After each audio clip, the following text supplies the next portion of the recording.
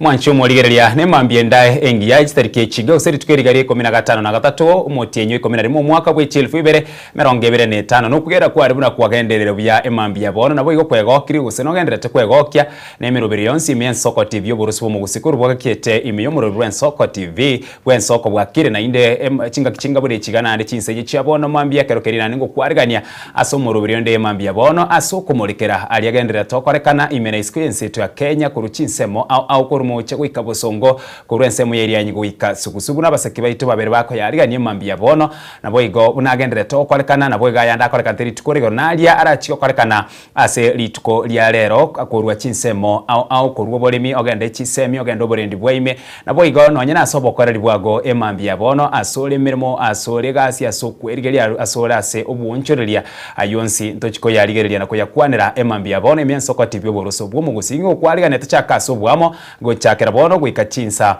isano nemo chiabono mubaso emambia bono tubwati wetera senjere umutandao bwekerero Facebook rabaga sensemo elia ya YouTube Ensoko TV reteriane Ishmael Mogere.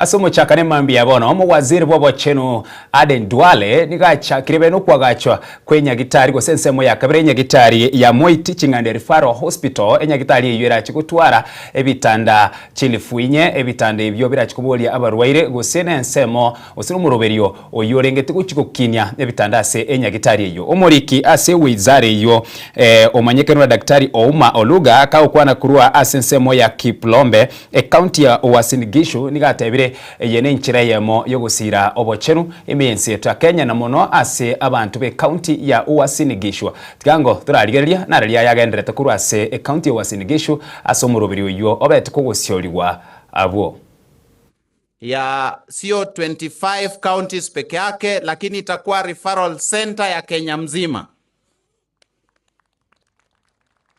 Alafu ya tatu pia itakuwa center ya research ya kuangalia maneno mingi ya clinical trials ya kufanya uchunguzi ndio hata sisi kama nchi tupate nafasi ya kuzindua matibabu zetu ama drugs kupitia wale wagonjwa watakuwa natibu watakuwa naangalia mbona hii imeenda hivi, can we have new innovations, new treatments. Tumeelewana hapo? Alafu ya ine itakuwa training. Na hiyo training itakuwa training ya kipekee. Itakuwa both in-service training na pre-service training. Na viongozi wamesema maneno ya universities.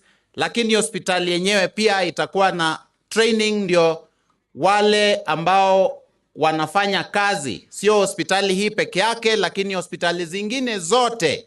Kama unataka to improve the outcomes and the quality of clinical care, unaleta madaktari wako hapa, wanafanyiwa ukarabati, ndio wakirudi mahospitali zingine, wako na ujuzi ya kupatia wagonjwa best experiences and best outcomes. Sasa hiyo ndio swali peke yake nilikuwa nafaa nijibu. La sivyo tunashukuru sana Prisons Department ambao wamefanya kazi na sisi for the last 11 years. Tukatransfer hii land ndio sasa hospitali iweze kuanzishwa. Pia tunashukuru sana viongozi kwa kutukaribisha hapa na tunashukuru Rais Mheshimiwa Daktari William Samoei Ruto kwa kutupatia ile mwongozo na directive ya kumaliza hii hospitali. Na sisi kama wafanyikazi hatuta let down. We will make sure that every single directive is implemented within time and is implemented to standard, and that the hospital will be equipped and that the hospital will be staffed and that people will begin to receive services within the 18 months that we have been given. And that is the assurance that we want to give the people, and that's the assurance we want to give His Excellency the President, that those of us who are charged with the duty of implementation will do everything within our power to achieve those objectives that he has given to us. La sivyo, mimi nawashukuru sana. Hapa Eldoret nimeijua vizuri. Hata nikiongea maneno ya vuvuzela nimekuwa na nyinyi hapa. So nimejua kwa sababu mimi nimesomea hapa Moi University. Nimejua maneno hapa vitongoji kidogo. Nimesoma hapa 6 years kama medical student. Mkanichunga. Hata jirani hapa akanipatia mkazi. Sasa mimi ni wenyu tu. Si ati mimi sio wenyu. Sasa ukiangalia hiyo uchunguzi nitafanya, nyinyi wenyewe mtafanya hiyo uchunguzi. Sasa asanteni sana na mimi nashukuru. Kwa saizi ningependa kualika chairman wa committee wa Senate, anaitwa Mheshimiwa Jackson Mandago, aseme na nyinyi kidogo. Asanteni. Ayo na yagendere tukurase county area ya Uasin Gishu asobwaga chiwinya gitari area ya MTRH abwase ebitanda chilifwinye birachikomentwa se enya gitari eyo gosuka mutwe chingaki amate mwaria a Kenya Junior School Education KGCR aikiro mwerio umurikio munene we wizara y'ekisemi Julius Bitok ligararire buna abaorokiwa bonse baikaransere tamate mwayo nigo barachikonyora machivu abo gwikira tariki 10 umutienyi oikomera kabere asomwa koyega wechilfu ibere 25 tiango turarigeri na kuigwa na kyomo waziri usumurikwe wizara y'ekisemi akwerera. We are confident that after the KGCSE exams that were done a few weeks ago, we are ready for transition to the senior school. I want to state categorically that we have put in systems and measures and everything that is required to ensure that we have a smooth transition of 1.1 million learners who have done their KGCSE, and we expect that the results will be out by 11th of December. And we are going to do placement immediately after that so that they can go to senior school. Our plan is that we release the results for KGCSE on the 11th, and within 1 week after that, we do our placement, after which we expect them to get their letters before Christmas. And we expect them to report on the 12th of January. That is the plan as a ministry. We have a very clear roadmap. We have issued the guidelines guiding the entire process from the beginning to the end. So from where I sit, we have no confusion. Everything is very clear. We have a very clear roadmap. We have a very clear way of ensuring that we have transition from junior to senior. And I want to tell the country that competence-based education is on track. We have done everything possible to ensure that there is clarity in every issue around competence-based education. And if there's anybody around the country who wants additional information, our offices are open. We are a listening government. If you have ideas, if you have opinions which can help improve on our processes, we have an open door policy. The government is ready to listen to you. The government is ready to discuss with you, to engage you. We have had quite a number of forums, and the forums continue because we believe that education cannot only be a government affair. It is an affair that requires the effort of everybody. We have partners, we respect them. We know their contributions in terms of investment. We know their contributions in terms of shaping the education journey in this country. So we respect every opinion, and we want to plead with all the stakeholders. Let us engage. Tell us which areas you want improvement of, because we believe that we can even make it better together. So I want to say that from where we sit as Minister of Education, there's no confusion completely. CBE remains the best system this country has ever had. It remains the best. We have a very clear roadmap. we have made arrangements for transition. We have made arrangements to ensure that every learner, because our plan is to ensure that all the learners are able to transit to senior school. We have 1.1 million of them, and we have 2.4 million spaces in senior school. So everybody will get a chance to move to the senior school. We have a very robust system. We have categorized our schools as cluster 1, cluster 2, cluster 3, cluster 4. We have 3 pathways for all the learners, that is STEM, social sciences, and arts and sports. And everything is, our teams are working very hard to ensure that nobody's left behind, and everybody has all the information that is needed to ensure that they plan accordingly for transition.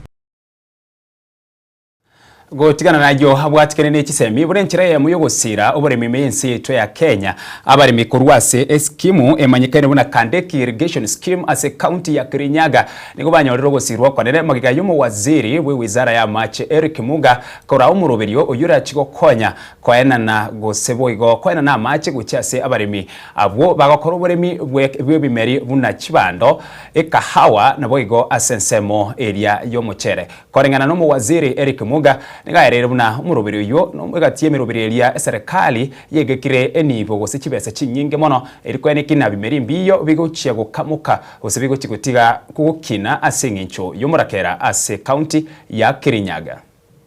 Hizi kilomita karibu 4 tumetafanya hapa is one of our key programs tukishikiana development partners, kwa sababu katika serikali ya Dr. Samuel William Ruto, one of the key agendas ni ukulima. Mimi najua the backbone of Kirinyaga County ni ukulima. Si nyinyi ndio mko na ile irrigation scheme kubwa zaidi ya mchele nchini? Mnaijua? Inaitwa nini? Pale Mwea nimeweka zaidi ya bilioni 1 katika kutengeneza pia canals. Si hata wale wanafaa kulima huko? Tusaidie sisi wote. Na nyinyi hapa hizi ekari zenu 225 acres ambayo inanufaisha familia zaidi ya 246. Ni ile sababu ambayo sisi wote tumekuja hapa. Niko na mambo matatu ama maine. La kwanza ni matumizi mazuri ya yale maji. Tafadhali, kuna kitu tunaita na revenue water. Maji inatoka mtoni inafika kwako inakuwa ni lako jicho tu ila ulimi. Lakini nimesikia deputy governor ameniambia watu wa Kirinyaga ni watu very hard working.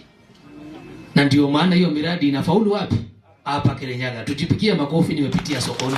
Nimeona kazi yenu. La pili, smart agriculture. Smart agriculture. Sisi hapa moja ya zile kazi ambazo wizara inafaa ifanye tukishirikiana na county government, bwana deputy governor, irrigation and agriculture is a devolved function. Mumufuate huyu tufanye capacity building, tujue aina tofauti ya kulima, tutumie drip irrigation. Number 2, kulima wetu unafaa uende ukitumia maji kidogo na mazao yaende yakiongezeka because of smart farming. So there is need for capacity building. La 3, markets.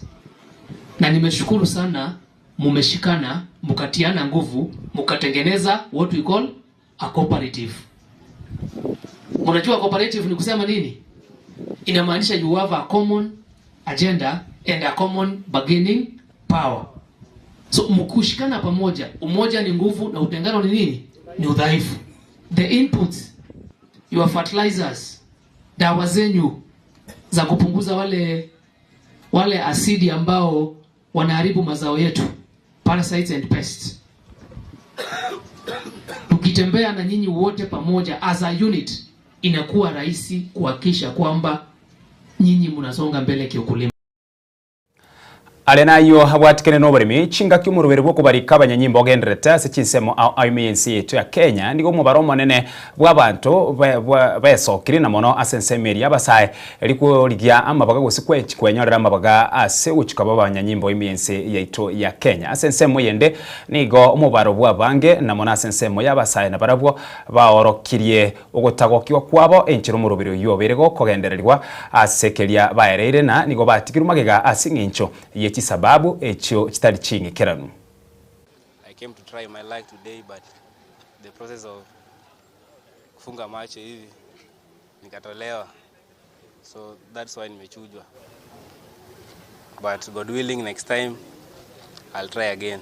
The main purpose why I'm being disqualified is only hiyo mambo tu ya macho, kutingiza macho ilikuwa hapo, so umejua hadi mi nikashangaa kwani rada ilikuwa gani? Kana weka namna hivi wanasema hiyo pia ni mbaya. Jameni, si utuletee kitu kingine yenye tunaweza fanya ili watoto pia wakuwe qualified, because watu wengi wako hapa nje but wanatolewa juu ya vitu ndogo ndogo. Serikali yafaa angalie hiyo kitu. Shughuli ya leo imekuwa nzuri. Tumepata hawa vijana wameweza cooperate. They have reported on time and we have continued to conduct our exercise without any problem. Yeah, we are intending to recruit a reasonable number. According to our slot, is around 16. Yeah. We have several areas that we are assessing, starting from age, and then there is academic qualifications. There is academic qualification, physical and medical assessment. Yeah, from NIS we will recruit according to the number that slots that we have been given. Yeah, I don't want to mention, but we have less than 10. Yeah. Maybe age. Age is between 18 and 28. Yeah. You think you press? Mimi na wako kazi. Mimi ndo nanyimwa, kwani mimi nani? Watu wangapi ni wafupi kama wako kazi? Mr. Ruto, watu wangapi ni wafupi kama mimi niko kazi hapa? Mimi nafanya kazi kila siku, nimeomba kazi 8 years, nimeenda NYS. Mulininyima kazi nikaenda NYS. Sasa nimeenda NYS tena mnaninyima kazi nyingine. Kwani mimi ndo sifai kwa kazi? Kwani height ya mfupi hizi fanya kazi? Tunaweza fanya kazi better than watu warefu hata. Watu warefu wako na shida zingine. Sisi tunaweza fanya kazi more than that. Kwani mimi si Mkenya ama nini? Mimi si Mkenya kwani? Mimi nahitaji hata mimi kazi. Si ati mnapea watu kazi mnasema watu wa NYS, mnasema wafupi, mnasema miaka imepita na miaka iko bado. Mbona nyinyi mnakaaje? Mr. Ruto, nitafutie kazi kama huko hapo. Kama unanisikia nitafutie kazi. Si lazima niingie polisi. Na hata niweza ingia polisi na nikuwe personal guard yako. Si lazima ikuwe, kwani watu wangapi wako na height kama mimi? Kama mnataka kunitoa kazi, mtoe kila mtu mwenye ako kwa hiyo idara na ako mfupi kama mimi. Si mnasema mimi ni mfupi? Mtoe kila mtu mwenye ako kwa idara na ako mfupi kama mimi. Kama si hivyo ndo nitakubali. Hivyo ndo nitakubali, mtoe kila mtu kama mnataka kunitoa mimi. Height inasaidia nini? Kama ni kazi, kwani kazi unafanya na height ama brain? Aine gatiari agenderete chinga ky'umurubiri bukubarika abanyanyimbo agenderete miense yeito ya Kenya ase abange bagenderete kwerera amakongwalia bagenderete wetera ase ensemo eyo gusuka mutwe chinga ki siasa chobo cheryoboke chibetetense na monobo chebra chokoreka na chitariki 25 ase omutienyi oyoiga oikome na limo omurai gusomo konyi bo murai wense Professor Kithure Kindiki amono mu waziri Geoffrey Ruku nigo babekere kambi ase ensemo ye bunge ya Mbeere North abu ase bagenderere kumuriire chikura omurwane rwekerogo kyobo bunge ase ensemo yo ya Mbeere North oyo manyekaina buna Leonald Madhunde tiango turarigereria ali agenderete ase ensemo yo. Nyinyi ambao mmetembea hapa kwetu kwa miaka mingi, mmezoea kudharau viongozi wengine na kutusi viongozi ati ni kama kwamba hii Embu County ama hii Mbeere haina viongozi, ati nyinyi ndio mashujaa. Mimi nataka kuwaambia hao wanaume Mimi nimefika hapa Mbeere North leo Chicago. Na mimi niko hapa daily, every day. Mpaka tarehe 28. Nitoke hapa na ninatoka hapa na nenda Luganda nipeleke bunge. Sijui kama tumesikizana. Wale wageni wamekuja na kiburi kutoka sijui wapi. Wamekuja hapa kutusi viongozi. Wamekuja hapa kuleta madharau. Badala ya kuuza candidate wenu na kuuza sera zenu kama hizi nauza hapa za candidate wetu, hawatuambii candidate wao watafanya nini. Ati wanatuambia agenda yao ati ni kuleta kisirani, sijui ni kuleta aibu kwa rais. Sisi watu ya Mbeere North, sisi watu ya Embu, sisi watu ya Mount Kenya East, sisi hatuna haja na kisirani.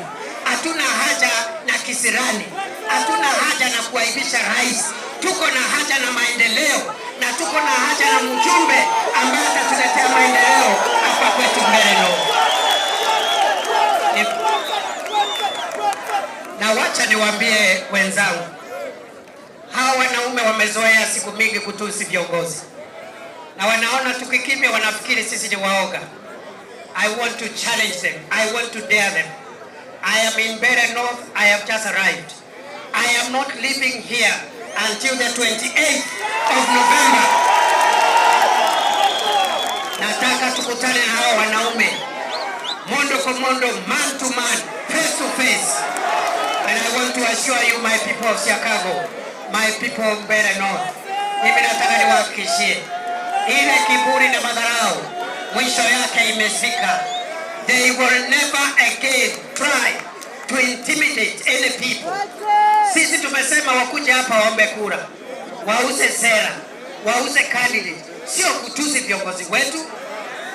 Ati unakuja hapa kutusi Rukuu, kwa nini? Ati unakuja hapa kutusi sijui gavana wa Embu, kwa nini? Mambo ya gavana wa Embu ni mambo ya county ya Embu. Mambo ya nani atakuwa mbunge hapa, nani atakuwa nini hapa, ni mambo ya wananchi wa hapa. Sio kukuja kuturingia hapa na kutuambia sivyo vile uko na nguvu. Wewe na kuambia kwamba tumefika hapa, chuma chako kiko motoni, do what you can do. And we are ready for you. And we are ready for you, my friend. We are aina yagenderete asense muye bunge ya Mbeere North abwase umukonyi wo muraibwense Professor Kithure Kindiki agenderete kumwakireko ko murwane wikirugo osegwetere tigeti ye kiama kya UDA ngo kwenyeri mwancho muri ya sense moye ndene na ase umurwane rwense mo elia kwamereria serikali nigo oyo muraibwe kiama kya DCP nere achakireko genda enyumba se nyumba eri kumurigeria ekura umurwane ryobo ase kemina nekyo keregetindi mono gusika mutu mwancho murigeria balia bakorukwa na ebyombe byokwegerera obwene bwa mwanya bantu imiensi yetu ya Kenya na monasoro ngorwa Afrika ya mocha nigo byesokirie na kubolia serikali yense ya Tanzania kubwatuka abantu gwetania chilifu isano abo bwatira singincho yeki sababu au echo kiregati yabo bare bakorukurubekana engaki eliobocholi obonene bwarokorkana sense ya Tanzania. Tuna habari za kwamba watu wasiopungua 5,000 wanaendelea kuzuiliwa katika vituo vya polisi tofauti nchini Tanzania. Haya ni mambo ambayo tunataka kuona yakikoma haraka iwezekanavyo. Wote walioshikwa waweze kuachiliwa. Nataka niende moja kwa moja kwa yale matakwa yetu ambayo tunatoa katika hotuba hii. Kwanza kabisa, matakwa yetu ni kwamba tunataka kuona mauaji, utekaji nyara na unyanyasaji wa kila aina uweze kusitishwa haraka iwezekanavyo, hasa kwa wale ambao wanaendelea kutafuta wapendwa wao waliouliwa, walioumizwa na wengineo.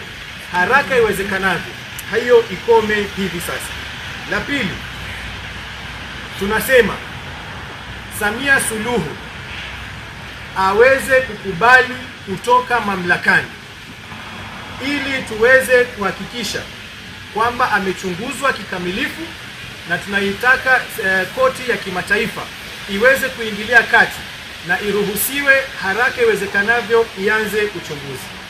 La tatu ambalo tunataka kuona likifanyika haraka iwezekanavyo ni kuachiliwa kwa wafungwa wote wa kisiasa walioshikwa kabla, wakati wa uchaguzi na baada ya uchaguzi.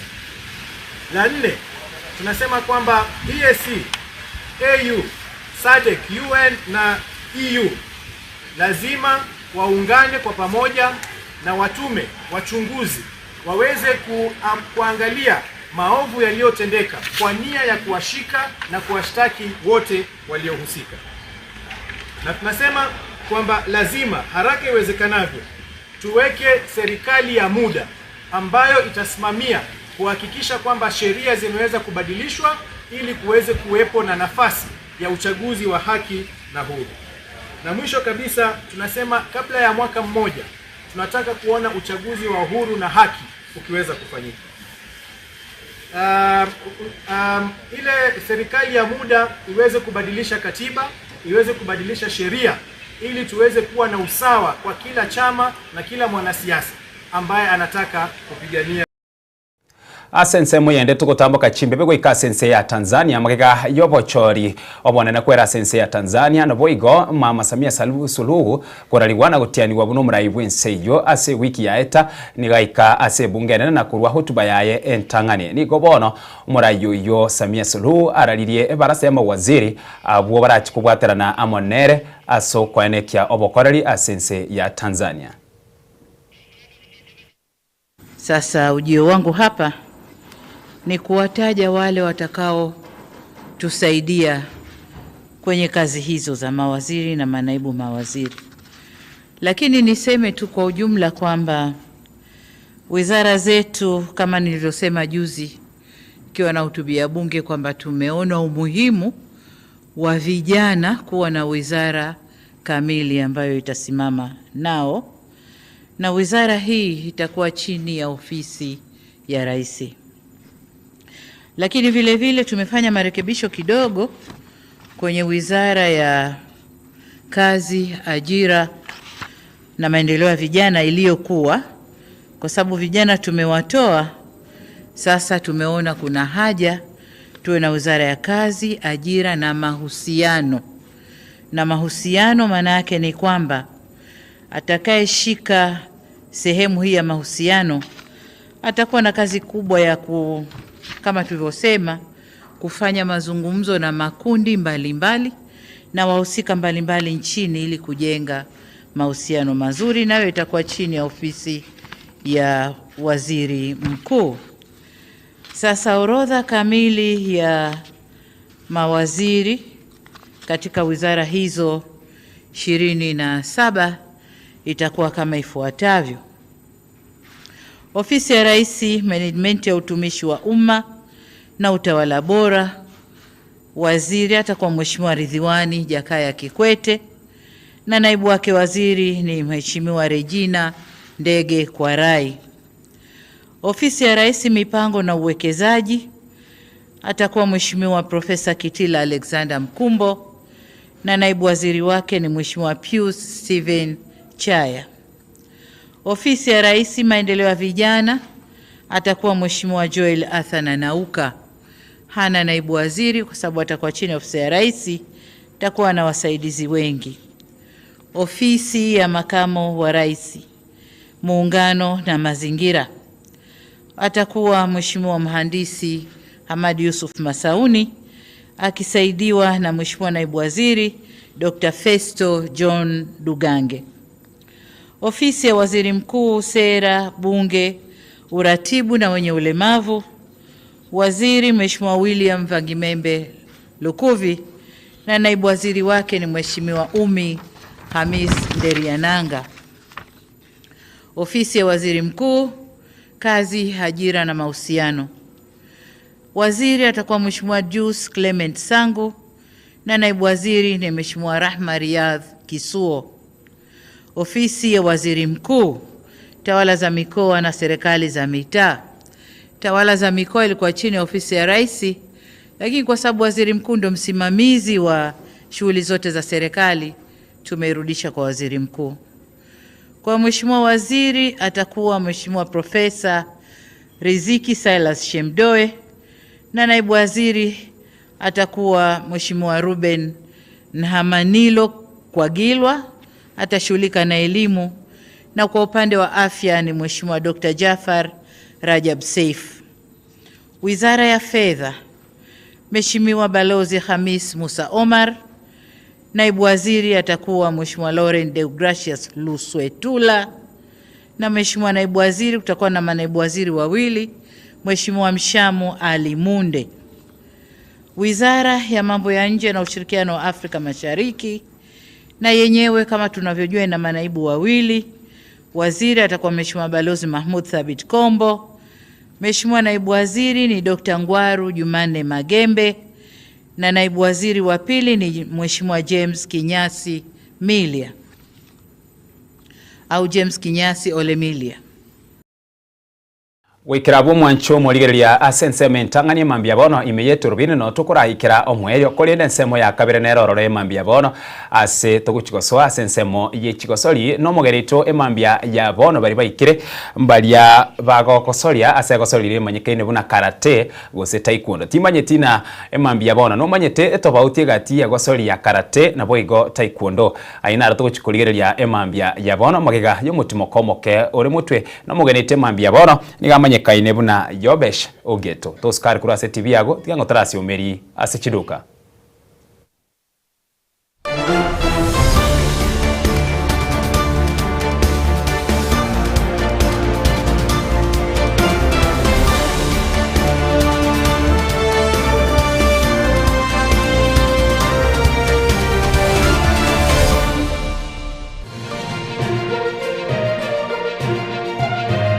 Eye Nensoko TV uboroso bumugusi chinchira chito chige kronigo chira soko goselwa konene gosiriwa ne chinchira chekerero ekira kikiagire Nensoko TV twachire gutorigesa ku kyomugusi kurwa soko limera asendiba yabanyandwalero oboroso bumugusi boigekerwe omugusi bono umusakito Linet Nyambane niga ngaririe imena isiko ya gusi na gusanga naba yaeteire nabako yaetera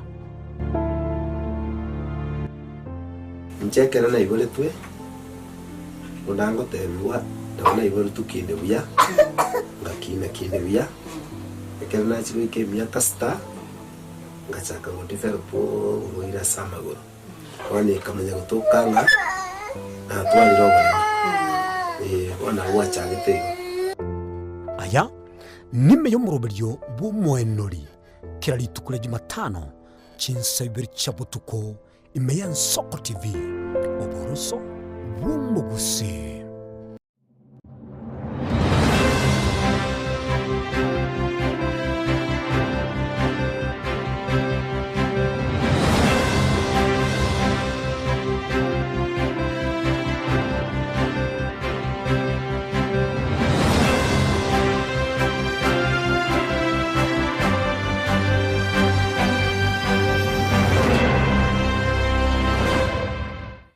Nugalite printer, a photocopying machine, gosetone tago chande asobo kolegi buao. Ika aseduka Nairobi Copy Machine Solutions.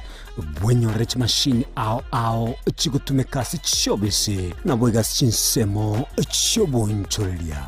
Ligurito neliokokera nigoto kobera ekero kuagulire. Nigoto gutoka samagacho Atembo House lirongo liya kabiri erumu ya kabiri asebara ya Moi Avenue katikati iyo mucho Nairobi. Hapa tunauzanga printers, photocopiers, desktop and toners for school, for cybers and for the offices. We have black and white, we have color, every A4 zote printers, kila kitu. Karibuni sana. Samange tuakire simi ase namba 0700259909.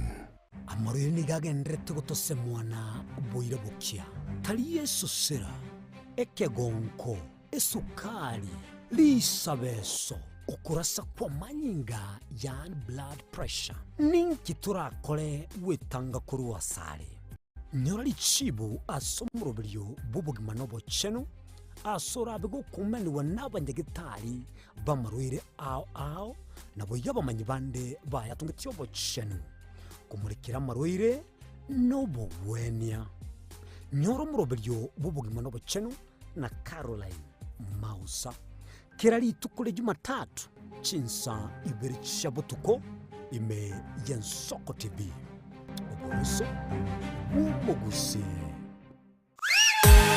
aye tata supa aye baba supa aye gase ito supa Ouru Superstores eyine duka mabongia eduka wetani eduka ekoni bintu rwanchaga guchakira ebyo bwagachibuna amabati yechigeji obutambe nechirangi ao ayukwerorera no wechorera se showroom yaitu chichuma emesumari chirangi chitangi chamache no kwana togokora ngurukwe marire ebitunge tyoboleme buna chimbusuro noboyo ase chindagira ekeniki yagetagwisirwa nkondifura maguta y'icingene omochere esukari echumbi n'ebintu binde binge byeduka tako na guchamachama na gutabataba gokenakena nalia kulijeduka suragure byonsi inse yekiramekemo asediguririnse ikaseduka ya Ouru Superstores asomu Chobosongo ebara ya Hospital Road amagacho Ouru Complex ange na Credit Bank Oyonkeni Ouru omayene Ouru Superstores Limited Kisii karibu nyumbani awaminto asamange akisimye namba 0111161500 kusetome email info@ourusuperstores.com boigongo toka turashinchira chekerero buna X Facebook na Instagram Ouru Superstores karibu nyumbani asomwa Kenya Ouru Superstores yonyole vintevi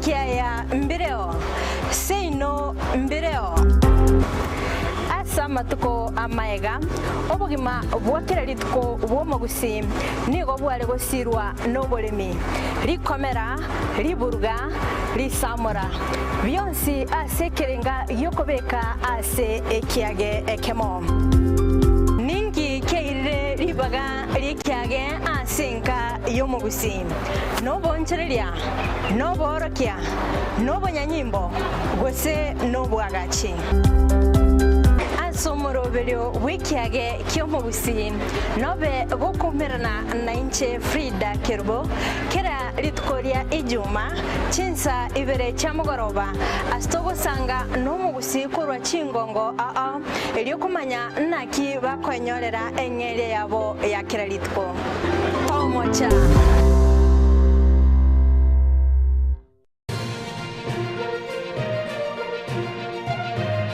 Eye Yensoko TV oboroso bw'umugusi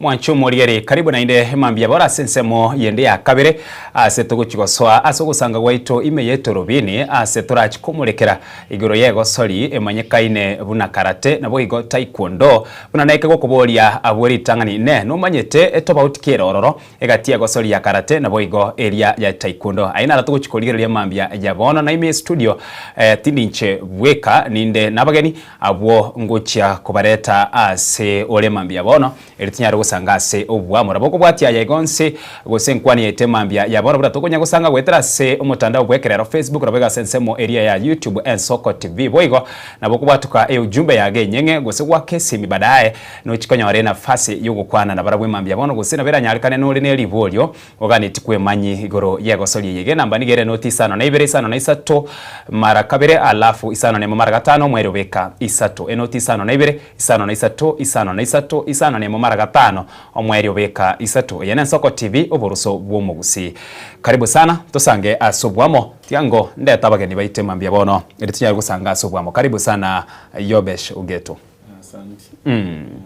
Na kire bya uchake gutumanyana ngayo oyiboire ngayo ruete and of course no manyete no mugusi nero bya turarama nyanga yoruete ngayo oyiboire kenyoroki gose ni gotogeta so mucho yo Nairobi na na Kyoto geto. Okay.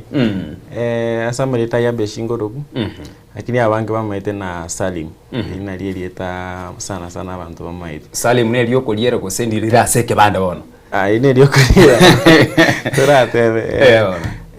Njengi boire kitutu masaba. Kitutu masaba alafu Birongo. Ngamo turumesie wadi ya Gachuba. Bomori village. Yeah. Vya kegima na ime studio ni ndoche ngwacha no mugeni iga. Karibu sana ndugu yangu ndani ya Ensoko TV, na tunapoanza ni vizuri pia utueleze jina lako, mahali umetoka, umezaliwa, kama mwanzo tu wa kwanza asubuhi ya leo. Kwa majina ni Martin Mbuto Maina. Nimezaliwa kaunti ya Kirinyaga. Na mimi ni mkazi wa Nairobi. Okay. Karibu sana ndani ya Ensoko TV hata tunapozungumzia kuhusu sporti ya karate na taekwondo. Asoko chake mambia bono Yobesh gwatabaririnde Salim. Lino lirimanye kaino mono na mona sego soli yiga ya karate.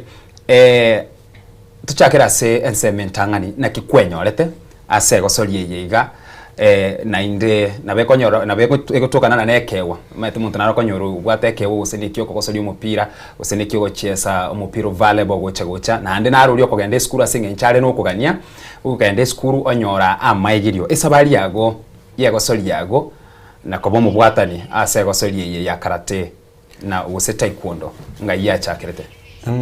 Estabali ya ele funny na but majority ya bantu ba gukora martial art unless uyiboire family yo gukora martial art na lyo konya mostly montacha agiteka romoke iyo etali Kenya labda kali China gose Japan but the current minya tori gabo te bana bane na bagocha gochaka go train ke bara bake lakini neri bono tumuna kare kereto iboire chi video alafu kati ya DJ Afrika ingilia bono chi video sana sana ngwenda tu alenge ene gasi yechi movie ene mere moyechi ene gasi yechi movie product yechi movie actually ona na atu acha kireta lakini bono turochi buna ushago binte bi go konyoro kono go train aneke bago bebe ko beke bago kabisa kana so ta bono ngande ikabe bahati embenga so Mungori High School ni school SDA na gwataka mubera gake ono bintu bunebi mono mangana sports mbia renge so na renge okara music na amagana football size yale komata mostly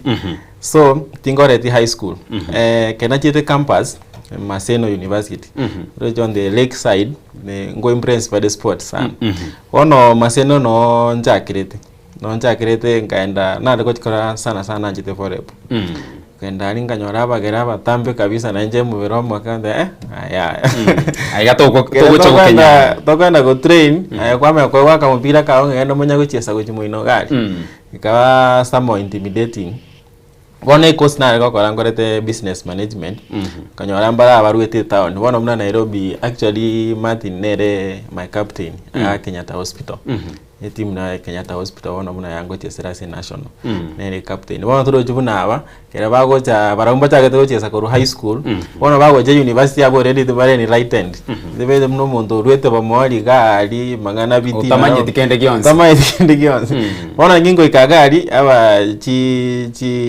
inaitwa chi cosmed ba kwenda kali tuko karengwenda sapa nyama ntobwate chipagi gikundi bago tirimbuka ukagana ni gym bako genda ni gym bako genda one mindu bago discuss actually ngo kwana tore difference ya taekwondo karate na ne language bago kwana ugusinyu ngieki na benga bano munda ukwane giko ya toko egubinto bintu one language bago kwana ere different ngaba interested ko boli ngieki ngiyiga mu cha mwagenda toko genda nganda inga mambi by saa 10 otobwati ngababwati tokanda student center nyalebi ngo tia sabono gele movie nere live on live on ono arafi reception yere gari unlike other sports I can say karate nebwate some disciplinary reception ya bere ele igoro sana they are very accommodative very discriminate Nakonya naona si michezo yabo na kibao pegete weight categories unlike football onye na and high. Mbali bwa the discrimination and honest. Wono nga feel like niko home. Wono kuruelio nganya paka paise kembaroro. Kwanza the first day actually igendo kya gatenga I never gave up negende kam. Go na gari go train. Wono gari umende mangana muisiketa yo mangana murata yo training. Just this mangana discrimination of age, gender, they onye no go train. One the first day ngo yago umuisikete. Wono na toro je perception ere na kurugana story tinga. Muisikete mwene tuko mwaka Mwene tuko mwebereri. Lakini hapo mwene tamwe tigendeki. Tamwe no yana yo kwebereri. Mwisiko yata ngakita ata. Kana ngire serious ye koruelinga te anyo no mwisiko ngakai. What about mumura bono musacha gwikere buya byana kyara kubutoni. Musacha bono uragire to yugo train for sometimes. Theba alafu ono ngali mwete na bengonyo ko watch na nature MMA. Namu ndao wakabako kurusia maino lakini at the end of the day rako mukwani. Na nda bwenge ndikiere ragafu. There is some respect and discipline here. Bono kuruelia reception yeyo kati abanga tigamberega watebere na asentunde ntangani ni ukwae tu muisike nere mwachagete nere na benge na nere kwari kwegerera oinere bono go introduce tigo cha sege mwiyega ekera gwagete litangani eliako bere bare kwagerera tware kerengere likelina oyo no musubati tingani iriko muhaka tingani iriko morwani gose bono nae gwacha gitiko bokima bono boronge wane kingeyo after ka bono kwenda kuboli na ningi onye akorojo bado am this nip ginainde togote waka na ninji push up 20 yumusiko ya kwenda 20 nje kwikana yente ne shida one next time na kiora mwewe actually chi session injiro chi different sessions injiro nenye was different modality chi performance injiro hata tani combat umezo montako ako manyanga karate no kurwa na guoka there's more than that one actually wanata yanga karate is life it's not a sport actually ni lifestyle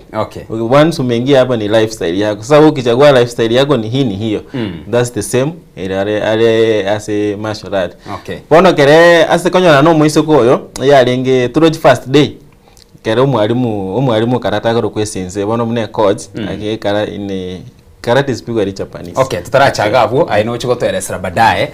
Wacha tukuje kwa ndugu yetu Martina.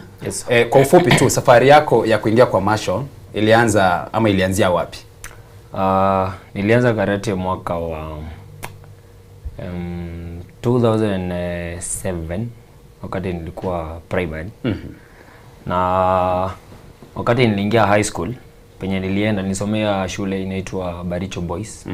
Iko huko Kirinyaga. Nilipata huko hakuna karate kabisa. So tulijaribu kuintroduce lakini it was too late kwa sababu ilikubaliwa tukiwa form 3. Wakati mnaelekea kumalizia masomo. Naam. Unajua sasa ukishafika kidato cha 3 hapo ndo unafaa kuwa sasa serious na masomo na nini na nini. So hapo hatukuendelea sana. So wakati niliingia campus hapo sasa ndo nilichukulia karate serious kabisa. Nikacheza professionally, graded nikafika mshipi huu niliovaa sahi. This called a first dan black belt. Na mwezi ujao na faa kwenda second degree black belt. So imekuwa ni ajani but kama vile Yabesha amesema it's a lifestyle. Once you start hakuna kuacha. No quitting. All right. Yabesha se ubwango mono tiango turara manya etofauti egati ya karate na taekwondo nereriye because abangire bamaite na karate na taekwondo karate tofauti ya karate na taekwondo nereriye. Tofauti nene sana ni kama kwa difference ya football na volleyball. Ikende kamba wacheza no mupira. But the origin ya karate na kata inga pigwa di Japanese. Karate was introduced by the Japanese. So language ikotumika ali pigwa di Japanese from counting, wording Japanese. Which taekwondo is a pigwa di Korean. It was introduced by the Korean. Wano go jamuna Kenya taekwondo bwate Korean embassy ya wana ba ku report karate kubwate Japanese embassy. Igendo kende the terms other than the terms no the technique ba go to make karate ba go to be all round because it tends to balance between two using punches, kicks, yons. Lakini mwanzo koja in terms of taekwondo mostly ba go to make kicks.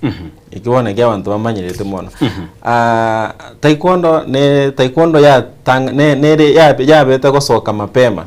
Asingenjo it was a sports hata kwa Olympics taekwondo naira yoriso Olympic but karate ya chagete juice ya karate once na ndeba katebanga it's more retho asingenjo i karate especially kwa East African countries especially hapa Kenya ya chagete from the forces ya kutumeka hapa na cheshi nini because discipline ya na kyokonya la bange bale ba kuchesa discipline ya very goro sana tani abantu ba boxing aba gyms nini very different so there be a difference ni origin chi focus ye chi technique ba kutumeka ye language ikotumeka yene different sana ibona yabantu ba kushindo go tafautisa na also hata na uniform na bako ndo mondo yote yao no taekwondo ya karate sababu wale mnech hata tani kutumeka white konyora ya taekwondo bwate black guys bwate strip ya black but ibune ye okonyora ku kabune goti bono eye gabuno rega bona eno monto pigwa karate yeah okay ase ensemo yende ningira ne nirudi kwako ndugu yetu Martin the same way kwa football inakuanga na sherehe zake ama volleyball ama basketball na wakati mchezo wa karate unachezwa kuna kwa na wachezaji whereby for example kama ni boxing tunaelewa ni watu wawili and then maybe ni football wachezaji ni 11 tukikuja kwa karate nao purely karate kwa kiwanja ama team for example tuseme mnafaa kuenda Japan mkitoka Kenya timu inafaa kuwa na wachezaji wangapi? Kwa karate ni tofauti kidogo na kina football na nini because once you get into the ring you're supposed to get in alone hata kama ni team championship yes we are competing as a team lakini utaingia pale kucheza peke yako so vile umecheza ndivyo itakavyo affect timu yako ukiwin timu yako ina win ukilose timu yako ina lose but unaingia pale kama peke yako wewe mwenyewe so kuna kwa karate tunachezanga kuna upande mmoja waitwa aka ambaye anavaa red belt red hard mitts hizi gloves na red shin guards na foot guards alafu kuna upande mwingine waitwa au anafaa kuvaa blue belt blue gloves and blue shin guards na blue foot guards so once mumeingia pale tunaita tatami once you get into the tatami mnaambiwa mwanze mchezo so kuna zile scoring criteria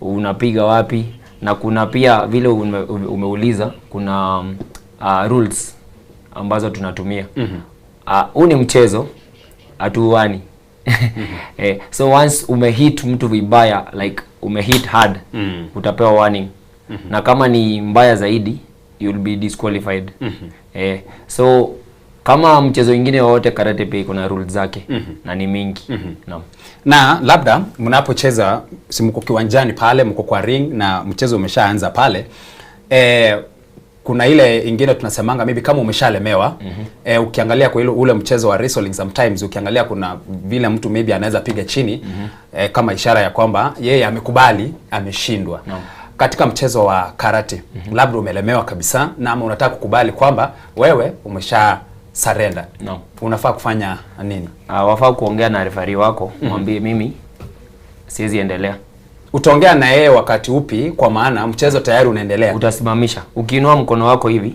referee atasimamisha mchezo. Na mkishasimamishwa atakuja kuulize nini mbaya, utamwelezea mimi sisikii kuendelea. So wewe utapewa kitu tunaita hansoku. Hansoku it's a disqualification. Then mwenzako apewe win. Yep. Tukirana gocha sore yobesha kiro muchezo no bwate amachikaya amachiko ta na machiko na marago ase umuchezo uyo iga ukarate machiko kiaria akubara ilikwene kina egosorie yiga niga nirwo koruga gokogenda guchia unabona ase chiko sori nkura igwore na etokane na kwanyure gusene ryogete kwebeteire mario kana ari bakorukana doping inchiranire bagocha bapimwa bamanya gocha kumanyana ki aje ukominyoka kwago kwabetire ryogete ryo komenta chinguru lakini bora se egosori yiga ya karate weko tumeke chinguru of course ngo tumeke orobo ngaine nechisemi na skills chiro bwate ine naro nunyara ko badiscola sengincho amaryo gose machiko ki amachiko namarogali yakora egosori yiga ngima yamanyika na gokogenda mamincha yamachika yayiga basi kwabere disqualified kwa rusi goro antu rwo chikogendera gukimutwe uchigetamo kirokene. Sa tigangirane kwanza ase Martin ase akira kwa karate ne bwate different modalities ejibere eje abantu bamanyete for self defense in the first one then kuna sports karate kuna self defense karate wono gaiga ase ejibere kwa sports ni sports kero muntu namaitenga kama ni kupiga kichwa mbwenete ko kuna anendo bwate ji protective kama ni kick ji protective nzira wono na gwaka tokonyara ko kuumia alafu muna lina ko ira nago tanga karate ne bare inclusive umeto muna football monda go chanda monda to monda bata chikiro 100 na nyara ko munyaga yeba but for karate ne bwate onyo kore to tebe asa baiseke banengu community ala bantanda under 50 kg ono 50 na 50 na waka impact ego to under 16 baro under 65 under 67 kama njobono yangu chesa under 67 because under 64 kg wono under 67 wono mondo under 67 na ngaka impact ite kama Martin anacheza under 75 wono ago chesa under 75 ta konyora the same impact kama na ne face to the face ile limited kama na bana mbali kwa around kwaka lakini the other parts na waka from the belt downward na rotary around tuira na set in global measures, especially those are rules doping karate ere match into doping sana na njenginyo te doping ya nyango ngitira yangichirite sometimes tware kokora actually that's the most embarrassing kitu na nyawe experience ya te karate doping sababu bakurigere ibuna explosivity ya unga kyogo chiesa ibune wate ango mondo monya kwate anga mondo tari binadamu chinguru aminyoki chinguru cha tumikire ya chinguru cha ege ntonkera ekolera especially in 2023 the same team tumecheza na eba actually in the national team for sometimes in 2023 tu alinge inter counties Kakamega tukaika finals no mongwana ngete unate ba ase kwa team unamga buri swandira kwa mbori atairanelea kwa football 11 but for ladies in karate wenda kwa 4 aba 4 anya number 1 2 3 ba ko win game ya edit one team otata wase 1 2 a win team ya ino mwabuira bona sababu bali baenda ku recover mbako ba ikera for men toko ba 7 lakini 5 na wago ties 7 ya manage sub unless just in case for over 5 the first 3 ba ko win mwabwire okay mwabwire na bende na reach penalty gotume penalty anonse penalty entangani ya kabiri ya gatatu exactly one kwa each player abete allocated 3 minutes okay 3 minutes na each 3 minutes obeta ku disqualified ko bas scored 8-0 8.0 ama 9-0 ko bele disqualified to kunyara ko as based on each time ine ko ku KO knockout hiyo ni ko technical knockout sana to kunyara ko yana so macheza ya yerire wose by the end of 3 minutes onyo usele 1-1 uliotangana go score advantage we advantage nga ngwama itenge ndokwa ngokora nero kubwa labda tutaragendera gabu ase inchira chi point chiga chikoba awarded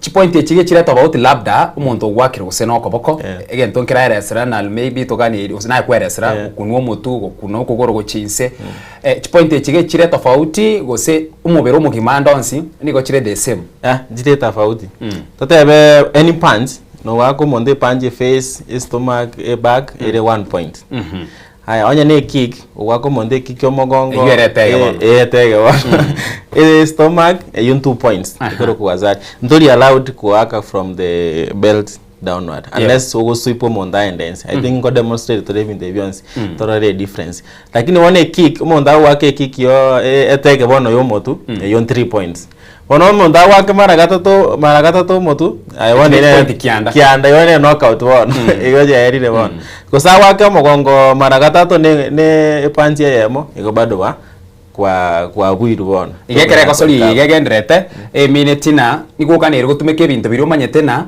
ibine birange point cyabo riba bari gutebererose no koboko ige minute na aye no gotaye mugari mo kare tege umato kumukune yeme akabiri point cyabo cya soire such that pia eyo gotangana go score yego kusenshi bono yego gotangana go score ne what advantage such that again they draw because they never what draw Edro bono ngai bono. Edro nera wate igame yare muri 1-1.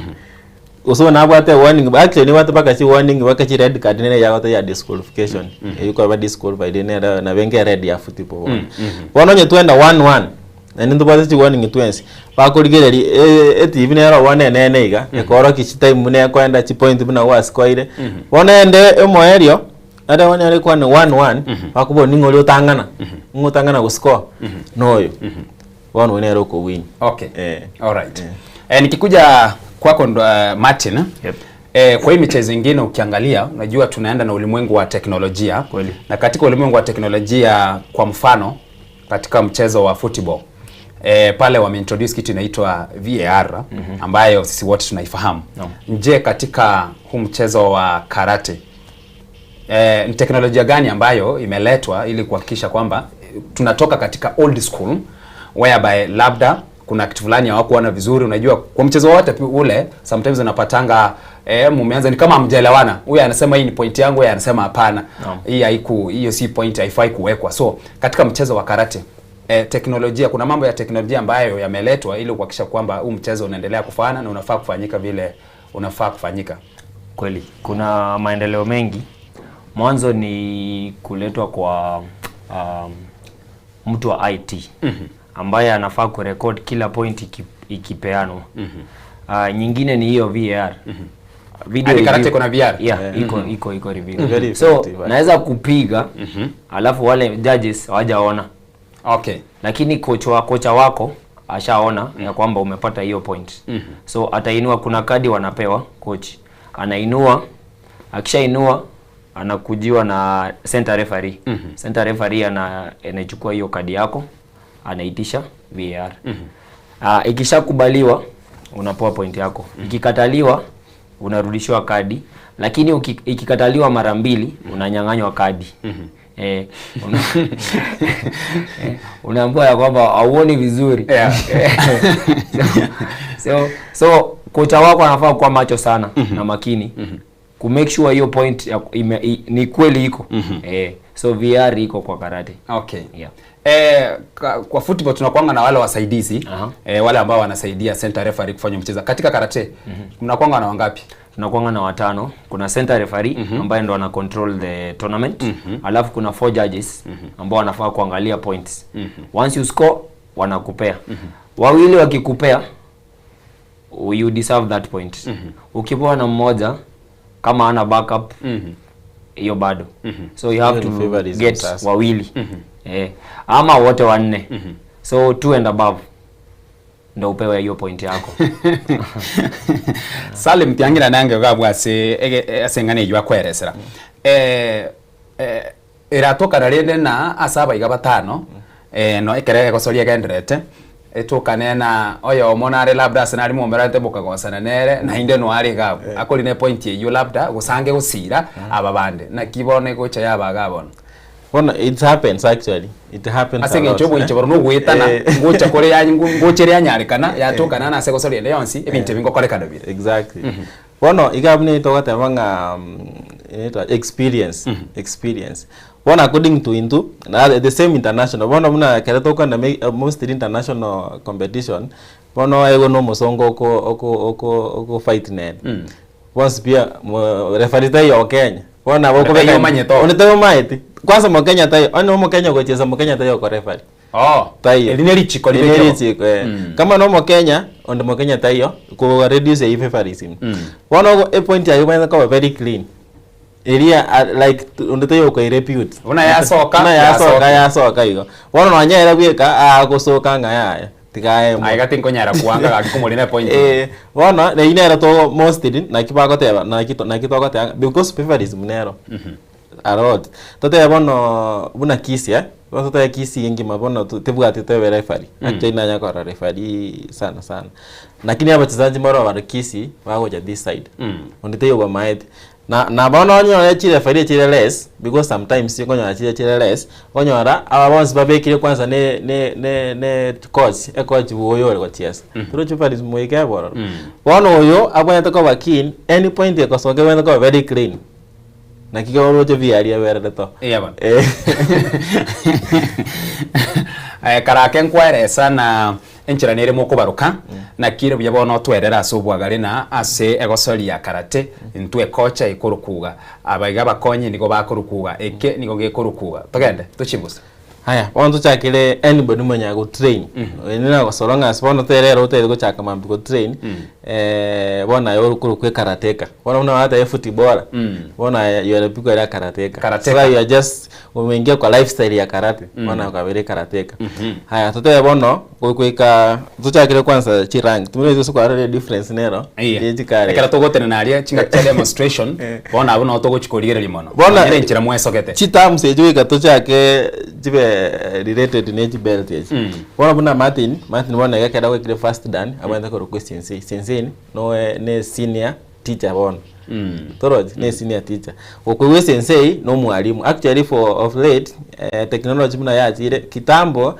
ya renge goko mundo ne sensei kwanza wanda gutama kwanza barago ana bantu bako imagine wacha kitani ojire Kenya abakare ya renge sengenchare no bomanyo bone exactly lakini bona of late ya bede na so long as you are in charge ye club gete bona bokoroko sensei pate bwenere ebwenda kwa nechi belt tro jona mena na chagete 207 nenje chagete 2016 what a difference bona ye first queue bona mbona kwenda the first dan yae bona ya wenda kwenda second igomona mubegete iga bono ereni gari guru yawe senior bona is my senior actually is my senior bono kerere muna bona iga ya red bono nje mwenda kuro ku senpai is a senior student now senior student kuruwa senpai eko irana sensei bono sensei is a Japanese term inayote anga teacher a karate teacher okobako high senpai bona ya senior student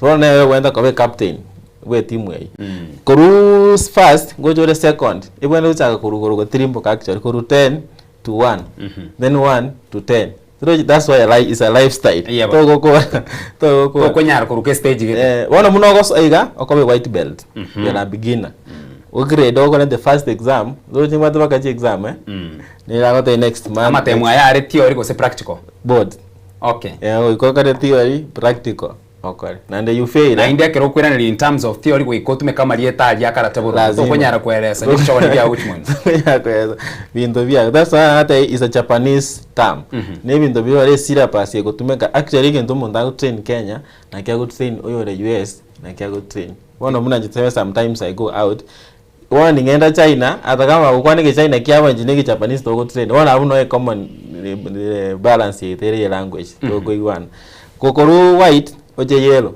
banda bona ne student bona that's just a karateka yani oje yellow oje orange oje green oje blue iko number 5 bona kuna blue ne kama ko high senpai bona unakaribia kwa senior student oje purple yani yako ba iko ko high challenge isato yarusi we ya mocha baibere chatigara yona ko high senpai kugoja brown bono the second one and the first one iko rusi we ya watigara kwa ko high senpai ukakasa first dan yae bono uka first queue bono mune ukoro ku senpai trochiko high yote ya rusi senpai bono Bono kukorwacha black belt one first dan kama koroku sensei.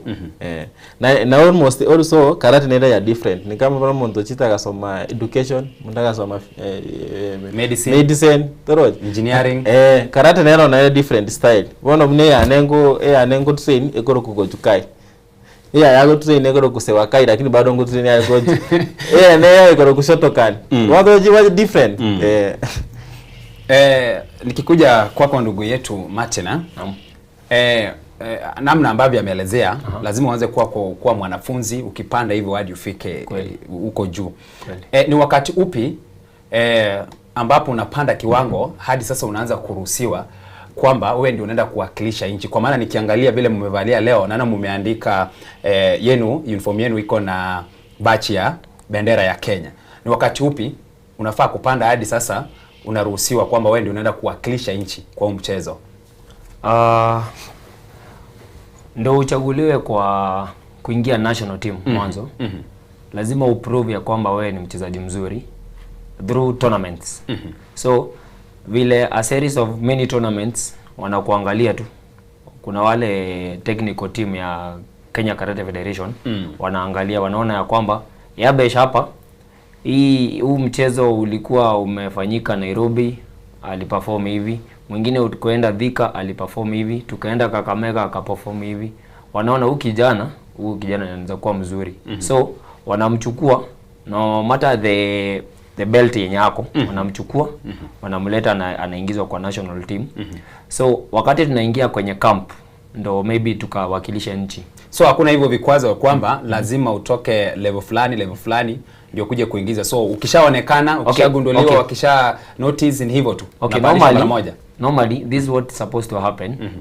Wanafaa kupeleka senior kwanza. Senior students. So brown belt and above.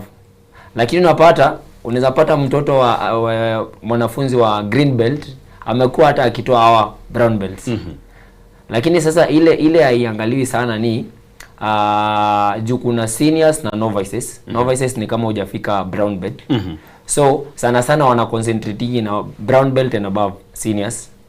But hata wakiona a novice who plays so well, wanaweza mchukua wamlete kwa hiyo camp. Wamtrain, akiprove ya kwamba ako sawa, atawakilisha nchi. Naam. Mbia mono mwanchumo ligereria kwensoko tiwe buroswa mugusi ana ratokonya ko ligereria emambia ya bono amangena rabwo tutararigeri gusebo igukwanira na kiere bya ndara koira ase ensemo yende ya kabere elio turararigereria chi video chiabo na kibabere bakogosoria nabo igo urarigereria nae na nkikiguche gyakorekana ase egosoria eyiga ya karate asitira kikachinke chiro mutwe tiango turarigereria na ki bagocha bagosoria ase egosoria eyiga.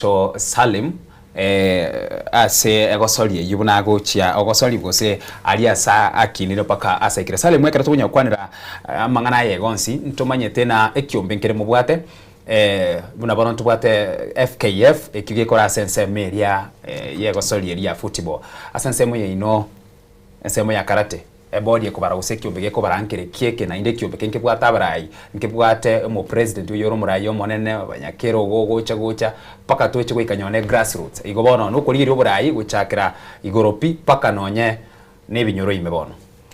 Okay, yeah, ntubwate kiombe gekora karate ya federation because actually karate is the most regulated sport in the world, tali Kenya yote. It is highly regulated. Unlike tote football na bogoja onyoraga space gochake ka team lakini karate ndiko obe license ndiko kwenda kufundisha kuiko utware criteria chile especially kuiko be ugoitire exam chinyinge mpaka black belt na brown belt. Kenya wate KKF iko Kenya Karate Federation. Wene ene to guide as Kenya as a whole. Then tuja na nsi tuacha county. Ona county chiwa affiliate to the Karate Federation. One each club within a county, each club joins especially within that county, chiwa affiliate to the county. Ne county affiliate to the national body. Ine kutora one. Then to what association one. Other than each county what association. Association mino inago te inje ya nere different. Ikoro kugojukai, ya ikoro kusewa kai barongo karate gojukai, ne ikoro kushotokan. One chance bado chiwa affiliate to the national. Kanari nere ikoro kuwatka jikuwa the national. One of the president yetu ya karate ekoro ku engineer Binga, actually is the patron ya Kenyatta Hospital. Team iwa toko represent Torochi bono una before Harambee Stars tote example ngana nechi example chiri relate be Toto Harambee Stars kere before again ere liable to participate in international games. Lakini nao kere chiba chizaji bali loko. Kaiba kwenda konya bande Gor Mahia, Shabana no barika. Bona the same na indune bwate the same criteria. Na ilu bwate yani toto na ne league ya ino. League ndo bwate. Bona muna kere tole within Kenya, bona muna nje nere to participate under Kenyatta Hospital. Onye tini Kenyatta Hospital jengo Naivasha. Ngo represent Naivasha Karate Academy under YMCA Kenya. But as a youth representative wa YMCA, sometimes I go out kama outside the country kama YMCA no sasa kama une national team. Wana na very guided in terms of leadership. Ego trigger down. Niche association ya chama tena eko JKA wana unere wate shotokan na wala wikaba affiliate the national body. Wana ile highly regulated. Martin, namna ambavyo umeona hiyo video ambayo imechezwa hapo kwa kiufupi tu. Hebu unaweza toa maelezo kidogo kwa kile ambacho kinaendelea pale sasa. Huo mwenye mmetazama hapa ni mchezo wa karate. Na actually mmoja wetu hapa Yabesh ndiye aliyekuwa amevaa mshipi mwekundu red belt. That's a competition inaitwa kumite ama sparring. So karate iko na viwango 3. Kuna basics tunazitanga ni kama roots, hapo ndo unaanza. Unakuja kwa kata, hiyo ni kama stem. Alafu kuna kumite sasa ndio hiyo walikuwa wanafanya sparring. Let's call it the fight. The fighting part. So hiyo ni tournament tu ilikuwa inafanyika pale. Naam. Katika mchezo wa karate na mnapopata haya mafunzo, wakati mwingi unajua inaweza semekana kwamba labda kuna mtu anaweza taka kuingia karate ajifunze, alafu akishamaliza haya mafunzo na akishapata haya mafundisho yote na amepata ujuzi na kila kitu, huenda akajitoa. Maana mtu anaweza kuja pale aseme mimi nimeresign, sasa sitaki kuendelea tena kuwakilisha timu ya Kenya ama kuendelea kucheza mchezo. Na swali ambalo liko hapa ni lile, kwa wale ambao ameshajifunza, sometimes mtu anaweza toka hapa aende kuanzisha kikundi cha criminal gangs hapa nje, ama kusaidiana na wale ambao wanaitwa ni criminals ambao wanaweza kuwa against nchi yetu ya Kenya. Katika mchezo wa karate, ni sheria zipi ambazo zimewekwa pale, ama ni vipi inafaa kuendelezwa ili usikuje leo ukapata mafunzo, kesho ukajitoa ukaenda ukaanzisha kikundi cha uasi? Naam. Kwa karate kama kila kitu kingine, sio kila mtu anaingia pale with pure intentions. So kuna wale anataka najifunza, mwingine atasema nitajifunza, kuna mtu alinifanyia kitu naenda kwa revenge.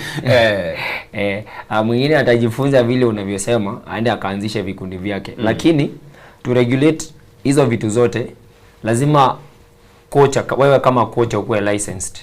Na so in case of anything, student ameshikwa maybe amefanya anything ni karate, unauliza mwalimu wako ni nani?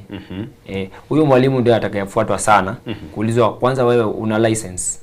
Kama anayo ananyang'anywa kwanza. You are training goons. Kwa hivyo wewe kama mwalimu ndio unatakiwa kuangalia wanafunzi wako sana. Na unaangalia kuna vile mwalimu akikuangalia anajua tu wewe intentions zako si mzuri. Kwa sababu au hapa kwa ajili ya mchezo. Naam. Kwa sababu kuna wakati mtayeko hata maybe mimi na Yabesh tu ambao fanya sparring hapa. Unaona vile huyu mtu anapiga, maybe anapiga mwenzake, ana machungu fulani. So ataitwa na mwalimu wake aulizwe shida iko wapi. That's why tumesema karate ni all about discipline. So kando na kutrain tu, lazima tu emphasize on discipline sana. So akuja kuwa na hizo cases mingi sana, but haziwezi kosa. Naam.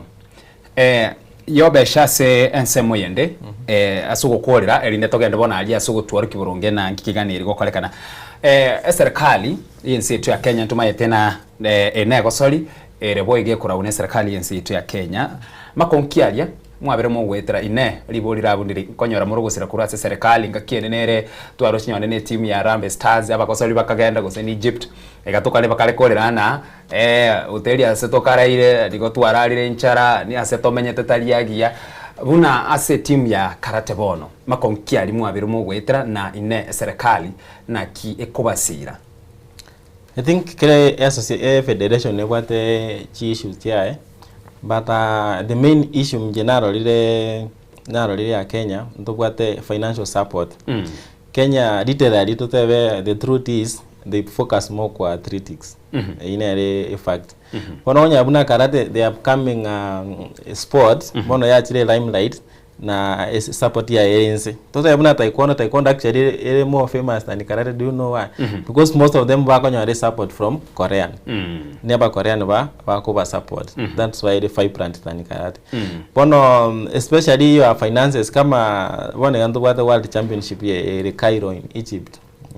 This month or next month before in the world championship other than from the national tukienda nje go compete na wana wenge bune AFCON sije AFCON yejiba go qualify na ndo tubate chili kuneje tubate sile A B hivyo wao go qualify na the more go qualify that the next game chini international go cheers wana buna njende the last game na chita ile the major iranga point nje sele kama UCL ama hizo za world championship na chita Dubai sije 2023 kuduga uchiwe ni game mfano tugocheza ni chinge Congo Ethiopia ni game chinge mna TZ wana chinjibu at any point wana mna barabara ngikwenda to wenda kwenda France actually last month ku qualify kwa ku win to qualify to gende Cairo ya want to participate in the world map world championship twende kwenda France Monday the last day visa zinakataa kutoka so hakuenda tunafaa kwenda kuwakilisha huko tunafaa kwenda kuwakilisha country mko waiting mmekaa camp for 2 months go train then the last day chief visa chiangire wanonye government konyara chief visa ibe kanonyo nako to konyara wana ina the main challenge wana konyara bune country ensini ni buna actually chi player chinyinge tu alengo chesa na barabu eastern region buna tu konyara na finals especially ba Rwanda wanonya Rwanda ba qualify to barabu ngana barabu chesa world championship but Kenya ba achire ba ikirororo inu bari mumenya kana ninyu abanyangongo moyo ndoyo wono konge yani Rwanda yensi nini turoji yachire barabu ngana bari bonega bari the world map actually unajua bono muna Kenya ego toko aim like to chesa world cup the same karate na ile the same kila player na ile na the country ya chese world championship because that's the highest league the world champion sasa wenda abantu badokora kirase wenda wo meet na barao but you can't meet kama hujaenda qualifiers ni kama ya football yenye wako league qualification ya world cup wana ntoka nyawa Martin, tukimalizia ilikuwa ni swali pale la mwisho alafu tuende kwa performance pale. Niko na maswali matatu pale. Swali la kwanza ni je, ni mara ngapi nchi yetu ya Kenya vile ameelezea kwamba kama mchezo wa football kuna World Cup, ni mara ngapi timu ya Kenya imequalify to the world level where sasa tunaenda kupata na timu za nchi zingine? That is the first question pale, ama kama hatujaifuzu utajaribu kutuelezea pale. Na alafu swali la pili, wakati mwingine mtu anaweza train humu nchini alafu badala ya kuchezea ama kuwa mwakilishi wa nchi yetu ya Kenya apata amenunuliwa aende kuwakilisha nchi ya France ama badilisha. Wengine unajua wanabadilishanga hata citizenship yao. Pia utuelezea hapo. Kusema kweli Kenya hatujaienda kwa hiyo kiwango ya World Championship. Na tuseme tuna strain sana hapa Kenya. Kwa maana wachezaji wetu hawaangaliwi vizuri. Wacha niseme waangalie vizuri. Waona sasa mtu ametoka kazi zake, maybe ameenda kazi asubuhi, anahitajika mazoezi jioni. Mtu ashachoka hata kabla afike mazoezini. So ukiambiwa mtu ati sasa unafaa uperform vizuri kabisa na yeye ameenda hustle zake asubuhi na ndo aingie mazoezi jioni, ashachoka. So naonelea tukapewangwa kama players wanaekwa napewa something like unakuwa tu na allowances. Ingekuwa inasaidia players sana, ina motivate hata ku train more ndio tu qualify kwa hizo world championships na nini na nini. Mimi nilikuwa nadhani mchezo wa karate kwa maana tuko na wale ambao wako na uchuzi umeshayapitia yote, umeenda darasani na pia mko na uchuzi wenu. Labda huu ndio mchezo ambao tunaweza pia jipiga kifua nayo kwamba tumeenda up to world championship. Tunaelekea hapo lakini tunaelekea hapo. Lakini sasa kama hujaenda qualification huwezi participate in. Ona kama hiyo tulikosa visa na tusha prepare, tunajua tunaenda. alafu tuambiwa hakuna visa. Hakuna visa. Sasa hakuna vile tungeenda hiyo World Championship. Yeah. Okay, tuende swali la pili ambalo ni wale ambao wana train ni wa Kenya lakini wanaamua kwenda kuchezea nchi zingine. Unaweza, you see these are free world unaweza chezea popote unataka. Lakini you have to write to the federation waambie unataka kufanya hivi na hivi na hivi. Ndio wakuandikie barua pia. Inaweza kuwa na uwezekano wasiweke ile signature ya kukubalia. Wanaweza kataa. Naam. Wengine unajua atadanganya anaenda kucheza wapi na kumbe wanataka tu kwenda zako. Okay. Lakini si rahisi wakatae sababu pia si watu hakutaki mabaya. Na pia wakisikia ni Mkenya anaenda kuchezea nchi nyingine, lazima ukue mzuri sana ndio umeonekana na nchi fulani ndio wakuchukue. So actually watakubless. Na labda kuna wale unapatanga wameshaenda, naona kama football mtu anaweza enda acheze nchi nyingine ama club ambayo iko pale maybe ni China, lakini ikifika ni wakati wa world ama ni timu ya nchi ya Kenya huwa wanakuja nyumbani kuchezea timu yao. Katika karate mtu akishaenda ameenda hivyo, ama ikifika wakati wa kuja kuwakilisha nchi yake huwa wanarudi nyumbani kuja kuwakilisha nchi yake? Kwa karate hatujaiona kwa sababu hatujai perform. World Championship hatujai. Hivyo mtu akienda kama ni Germany akishaenda ameenda hivyo. Wengi wakienda wameenda. Okay. Anaenda atafuta hata kazi zingine huko na change maybe citizenship. Yeah. Biamano mwancho morigereria Wensoko TV uburuso bwomugusi na kitoko ngaro mutima komoke tokwirana ntachiko swa sense muyende asebaraachie gutworokia na ki egosori yiga ekogosoriwa ase kelia nko semye mambia bono na kirebya ase abana baito bari insi miaka 18 yiga na egosori na ki ayabuno mwibori na yobe makini asore na barabwe mambia ya bono kerokeria baguchugo tworokia egosori yiga na ki ekogosoriwa.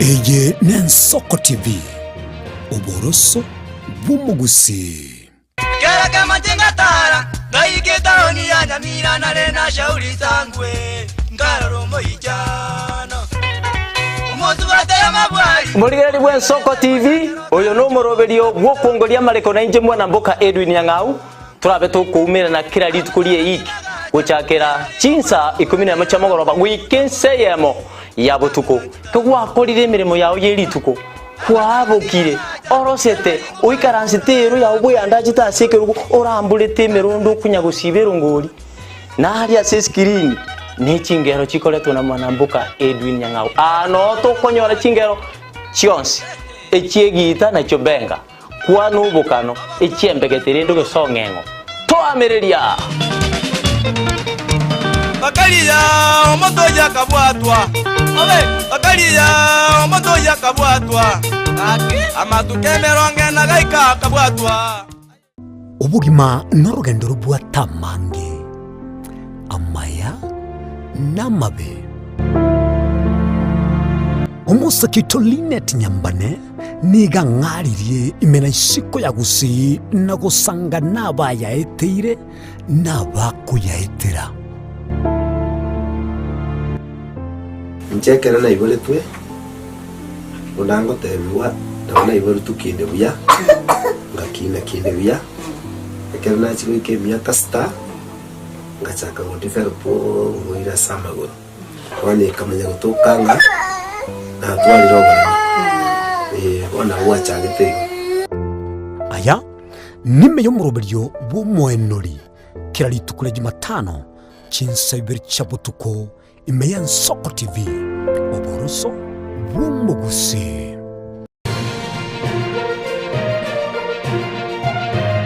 Eye Nensoko TV uboroso bw'umugusi.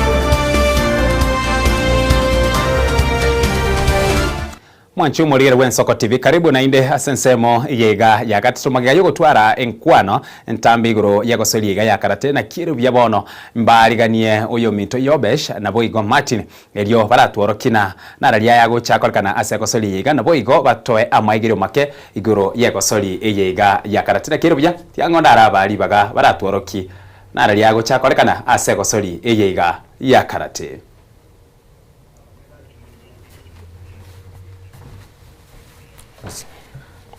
Switch. Right. Yoi.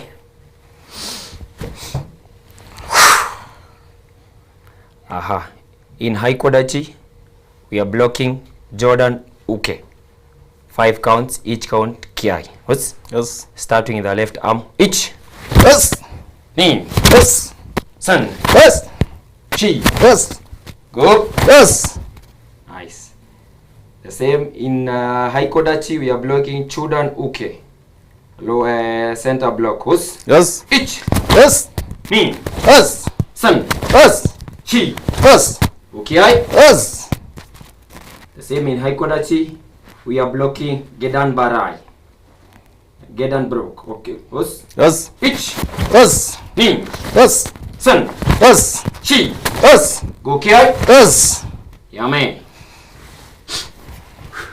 Wait. Yes. So whatever you just did, this is the basics of karate. This is the basics of karate. So we did upper block, Chudan block, and Gedan block. The upper block protects your head. The Chudan block protects your tummy, and the Gedan block protects your lower body. Yes. Yes. So you're going to do the punches. Switch. Wait. Us. Yoi.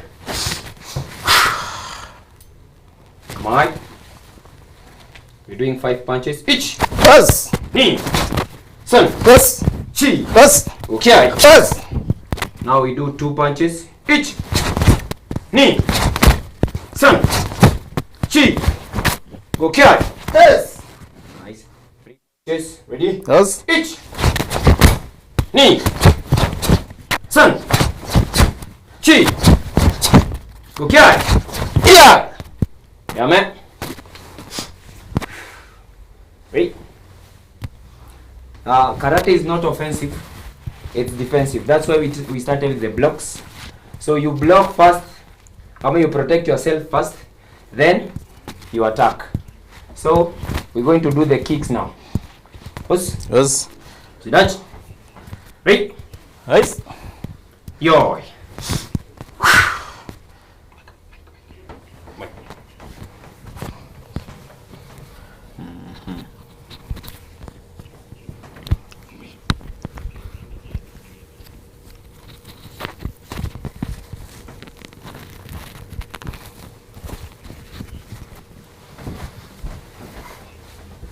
We're going to do the kicks.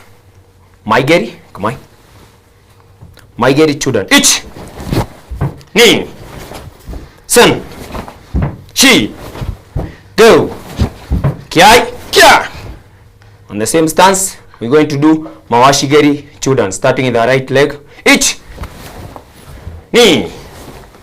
Sun. Chi. Go Kiai. Kia. Kasasugeri. Ich. Ni. Sun. Chi. Go Kiai. Yeah. Yeah, man. Right? Yes. So whatever we just did are the kicks. There are several kicks, but some of them hatutafanya because zinahitaji a lot of space. So the next one we are going to perform a kata. Yes? Yes.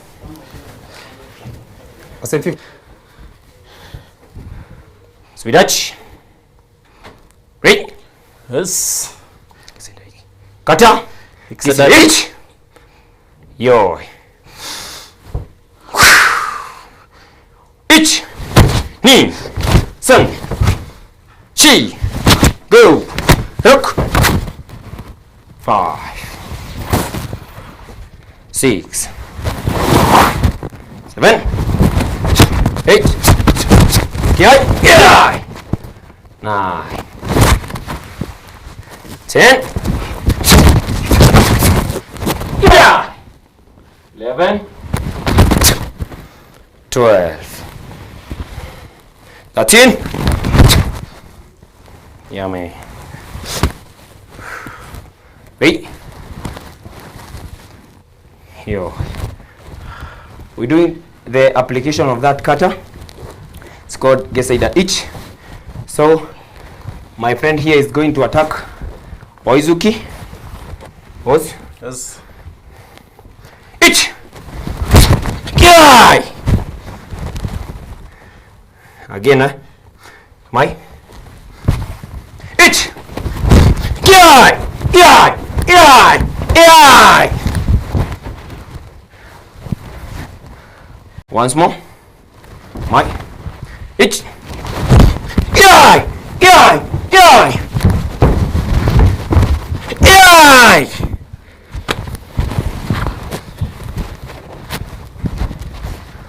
One more time. Itch.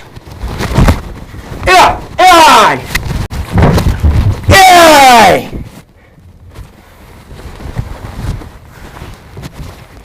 Right. Rồi. Last technique, we're going to do a self-defense move. Yes? Yes. So Yabesh is gonna grab me in my shirt. So on the street utapata mtu anakushika hivi mashati akwambia kijana mpe. So you control the pressure of the arm, move closer to him, leta hii mkono, peleka chini. Simple. Again, 1, move closer, this arm this way, peleka, leta hii, peleka chini, then attack. Yes. Dutch. Wait. Yes. Yo.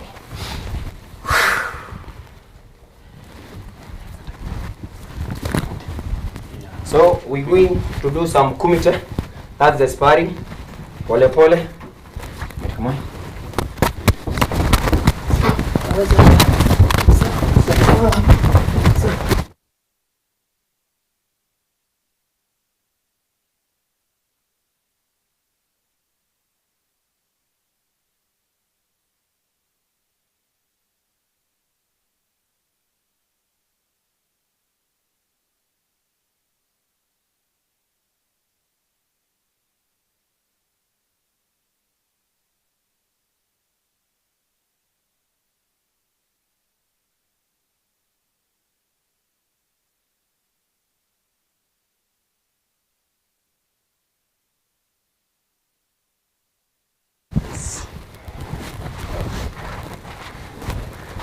Somebody, right? Yes. Take a knee, right? Yes.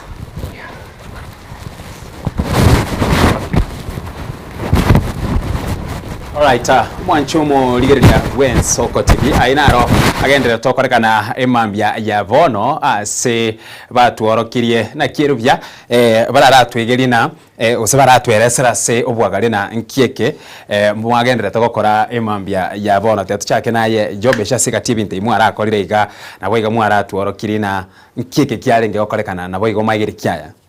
So basically ebintu twakorire na neji block twansa tanga karate is defensive, not offensive. Offensive you initiate a fight, but for karate tokwegeranga you can only teach principle to what is on. You can only fight when it's the last option. Now when you start that fight, you never back up. As Momari say, a fight, you know, to charge blocks, you go defend to what the human defense circle from the head, stomach, back, in the groins, downward. Then now, after knowing how to block, then to chip punch. After blocking now, you have to retaliate. Then now to combine chip blocks and chip punch, to kata in a ringer, you run how to analyze your environment. What if you are attacked by more than 2 people? It's because kwara to block from this side to a punch and to yana to ananga. Na what if umuntu go this side? Era go iko react mapema the other side. Ego go fundisanga na bogo fight na bantu from different sides na go reduce tension. Now after wakari kate nene combination ya movements then twakora kumite bana kwa na twakora na ya sports okay. To what examizuki gyakuzuki mawashikire is just nature terms ya Japanese words. All right. Martin, kwa ufupi tu maana nilisikia wewe ndio ulikuwa mwalimu, wewe ndio ulikuwa mwelekezi. Kwa dakika moja tu hivi ama 2 kienda sana, hebu tupe maelezo ya haraka ya yale ambayo yamekuwa yakifanyika sasa. Naam, wakati nilisema musubidachi, please getting ready in karate. Mwalimu akikwambia musubidachi, unafaa kukaa attention, like you get attentive. Then akisema rei, karate iko na respect. Bow. Then yoi, get ready. Yes. Then I say kamai. So lazima ikuwe na posture. Yes. There are postures. So musubidachi, get ready. Rei, respect your opponent. Yoi, you are getting ready now. I say kamai. Now fighting stance. Yes, you getting ready now to fight. I say hajime. Hajime means start. Begin. Ama start. I say yame. Yame means stop. Yes. So if I tell you yame now, I give you maybe you have scored, nikupe point yako. Ama umefanya makosa, nikupe warning. Yes.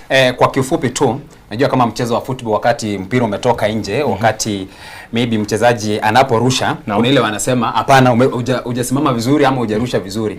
Ni wakati mgani labda kwenu wakati mchezo unaendelea, maybe center referee anaweza sema hapana, anza tena, kuna kitu fulani ambacho hakijafanyika vizuri pale. Naam, hata mchezaji mmoja tatami yetu ile uwanja tunachezea ni 8 by 8 meters. So wakati mmoja wetu maybe uwanja umefika hapa ametoka nje, center referee atasimamisha, akupe warning. Alafu aanzishe tena mchezo. Wakati mwingine maybe ni mtu mmeshikana sana hapa, haifai kushikana. Mmeshikana mtaki kuachia. Itabidi asimamishe, mwanze tena. Okay. Naam. Alright. Yobesha, ubona ko sori ndio sikero monta labda iwe red card ngwate red card nero, yellow card era naboko ndra guchesa, lakini kuikera sensemo ya red card kero kwairu chige munchiro ta chiguchesa eya muibere useisa to guchimutwega ase ego sori ya karate kero kwairu red card igobono nkie minute. Ne bone game yuta cheze. Ego nande ko pidie makosa kinaro none kwa kosa sa hall na bogo fukuza outside the competition area. But when ne game ibano wakora makosa yukwa hanzo kujibona tenga kwaso kaisko ine yuta cheze unless kama kuna game ende next go cheze na bogo cheze ite kwa shida. Tote yonyo kwa red card mwange team match kwa wa disqualified. But hiyo team yake proceed bado na bogo cheze the same day, the same area, the next game. Okay.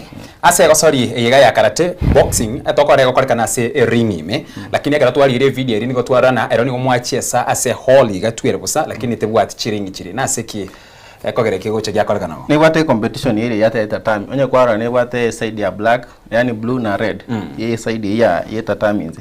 Ine ndo kenge mattress. Touch that no gunse to kuumia. Ne sponge ne sponge because it's a sport. One gari kwara ime ele blue. Then insiko ele red.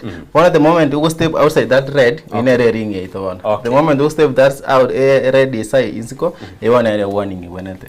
Alright, Martin, tukimalizia pale, labda ujumbe wako wa mwisho pale wa kumalizia, labda kwa yule ambaye angependa kujingiza katika mchezo wa karate, na pia ushauri wako kwa yeyote yule ambaye alikuwa anatazama hiki kipindi asubuhi ya leo. Na mimi ningehimiza kama mtu anataka kujoin karate, karate ni the right choice. Karate ni mchezo mzuri na karate pia yaweza kuwa ni kama profession. Kama mimi 90% of my earnings napatanga kutoka kwa karate na nashukuru Mungu. So ukijoin karate usiseme tu ni vita ama ni competitions, hapana. Yaweza kuwa pia ni a way of making money. Yes. So nitawaambia na wenye wako kwa karate pia nitawaambia don't quit, don't stop, waendelee na hiyo morale. Naam. Tuna na sore Yobesh asenseme yago ngane yago yuko kole kero muchezo yiga okarate na labda bari baraga ni ko baikera naro mwate bamwati school ngurumole amayirio. First of all, karate according to me is the best decision I ever made to join karate. Other than a sport, kerana joineti ebintu mbiro ndama ete bingi. Wawate anga tokumanya kintu mpaka makoso asike gaukarekana. Toroji. Ono una nje other than ko graduate na degrees then kama kuna siku nimeitumia hiyo degree yangu actually. Mama ananiuliza. Yani nilipa school fees ya Osa. But degree yake kwanza ubwate. Ya procurement. Okay. One after kumaliza school then I got a scholarship nikaenda Taiwan. Nikakaa for 6 months. Kirene nitamona I was certified kama international other than Kenya kwa certified as a coach. Ninde ngaba as a youth representative. So kirene iranete nganyora I met the ebintu naso mete ngumbu kirene iranete bona ngai make kama koi monetize ko monetize one ngasochi school one we have around 15 schools siko train around Naivasha. So that's my profession right now. Other than kuchezera Kenya team na Kenyatta Hospital, my profession is purely sports ya karate. So is a way of living. Na onyo goto nyora around Nairobi ga no to ga Kenyatta Hospital waliwa Naivasha ntuwate Naivasha Karate Academy igabu MCA. Kama ni Kisi kuna Kisi Dragon gotre ni gawe social hall igabo no otore mostly. Kwa ile poster tulikuwa natengeneza ulikuwa na ni medals mingi sana. So far how many medals do you have? Kama 40 something. How many medals you have won so far? I think 100 and something. I lost my count. Byabara mwancho muriere lya Gwensoko TV oboroso mu gusimbya bana soko bwati mu roberio yega bwetero bini kuro chinsenye gwekera boni gekero keriboro twaikire o moerio nabo igo byabara soko bwati ayegonsiga twabere togosanga seri tukeriga lya rero ni maitina kwegokire kwemanyiria mangira bwigo gwesemire nabo igo asense moyende ni maite bono konye kwaringe umunye gitari go chakore guchenchia kugenda se profession yigo sasa gosori yiga ya karate ko kwamanyire na atari gosori tubapentali y'umupira yo katari basketball no nyenkarate nere ororo byamana soko bamo na inche kurwo mwere wekera boni yana inde asoko murekera yo weka eliankyo guchakira chinsenye weka chinsa isana nemo imiyo muroberio wetero bini elietariane Ishmael Mogere.